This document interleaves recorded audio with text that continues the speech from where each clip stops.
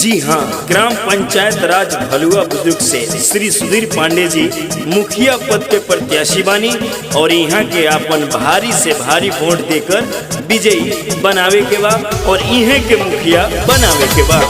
सुधीर पांडे जिंदाबाद जिंदाबाद जिंदाबाद, सुधीर पांडे जिंदाबाद जिंदाबाद जिंदाबाद। आपका मुखिया कैसा हो? सुधीर पांडे कैसा हो? सभा के बतिया भैया अभी बतावे के बाबे हो, सभा के बतिया भैया अभी बतावे के बाबे हो। सुधीर पांडे के अब की बारी,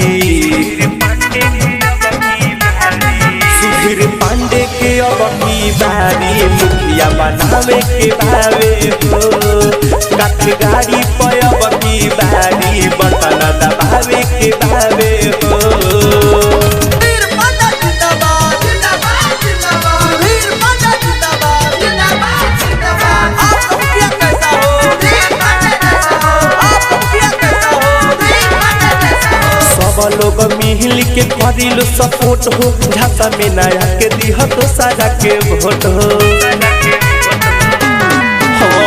सब लोग मिल के करिलो सपोर्ट हो, झांसा में नया के दिह तो सारा के वोट हो। विजयी के मलाई नहीं के महीनावे के बाबे हो।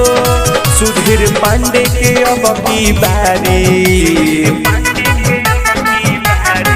सुधीर पांडे के अब की बारी मुखिया बनावे के बाबे हो। काठ गाड़ी पर अब की बारी बटन दबावे के बाबे हो।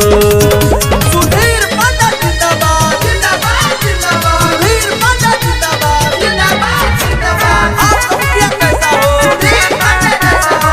आपका मुखिया कैसा हो? सुधीर पांडे कैसा हो?